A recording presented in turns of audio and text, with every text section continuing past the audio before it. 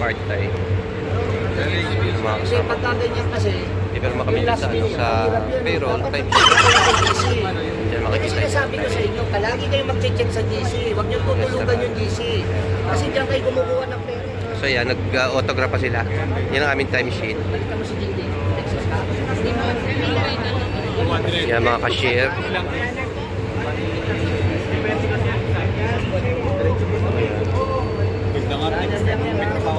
Kapirma na kami sa attendance sheet, sa timesheet namin, and pupunta na kami dito sa next level kung saan namin iintayin yung poster na maghatid sa amin sa Etihad Arena sa aming part-time. Yan si Alvin.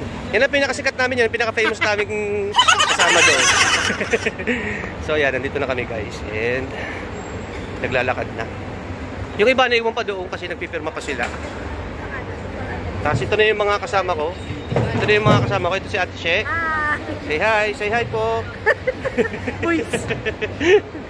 Yung iba dito. Yan. Nakapirma na kami dito lahat ng timesheet. And naghihintay na lang kami na poster. Yan. Yun pa sila, yung iba, nandun pa. Yan, nakapila pa rin sila. Nagpipirma sila ng timesheet. Ayun. So yan si Ana. Say hi! Nahiya pa eh. Siya rin namin mga kasama. Yan. So nakapirma na sila. Meron pa rin dun guys. Yan, meron pa rin dyan na pumipirma ng timesheet para sa payroll. And nandito na kami lahat halos. Naghihintay na lang kami ng service.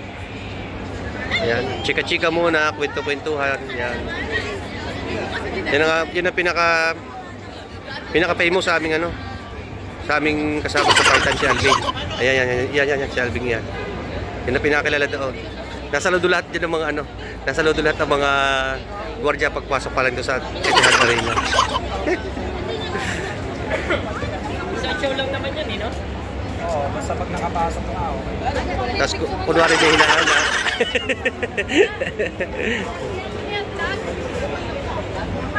Ayan.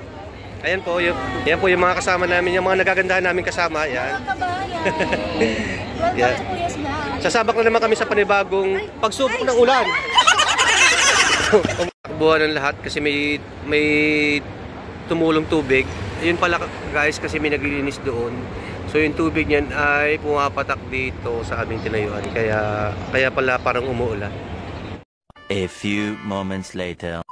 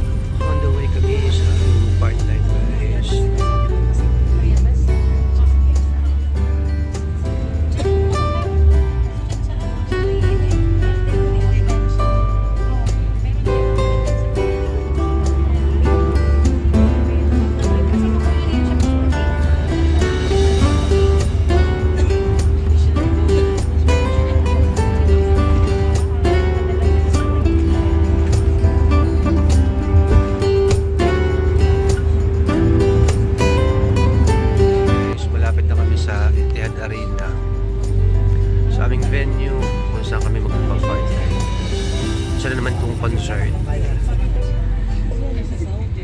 So ito na, nandito na kami sa gate. Ayan, lapit na kami bumaba. Ayan guys, we reach here na Etihad Arena. So bababa na kami guys.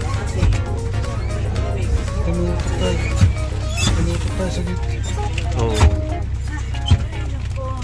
Ayun guys, nakapila na kami dito sa may entrance. So papasok na kami. So papakita na namin yung aming QR code. So nakapila na kami. So may dala na rin akong payo kasi mainit. Para hindi tayo masyadong maglat sa araw. So yan.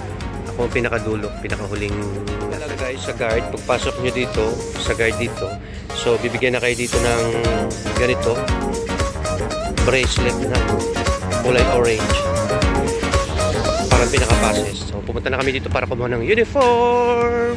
So, dating gawi, ayan.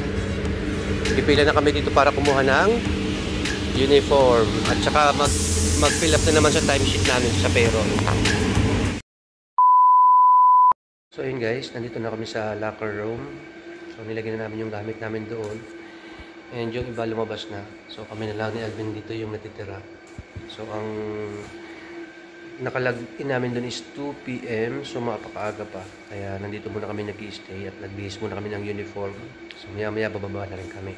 Kasi dito bawal mag-cellphone.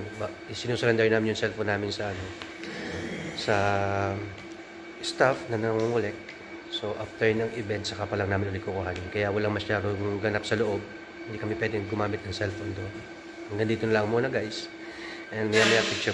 Kami kayo sa staff kitchen. Kumakain muna kami. Mag-start. Bilisan na kasi maya-maya magkukul na. Guys, dumating na yung iba namin mga kasama at saka nakapila na sila dyan. So, puwipirma sila ng timesheet. At sa uniform. So, hintay-hintay muna kami dito.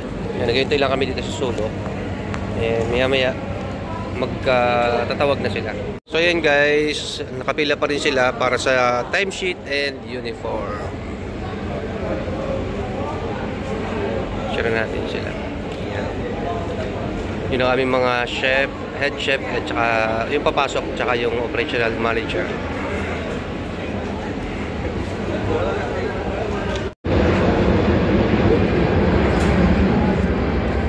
Nagmi-meeting pa sila guys. After nila mag-meeting, kami naman ang imi-meeting nila dito. Ayan. So, nakapila na kami lahat.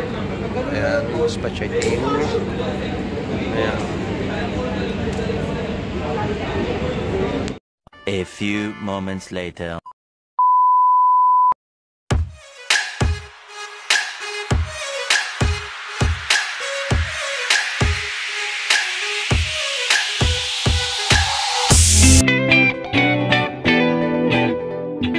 So yun guys, ito yung mga kasama ko sa dispatch. Say hi!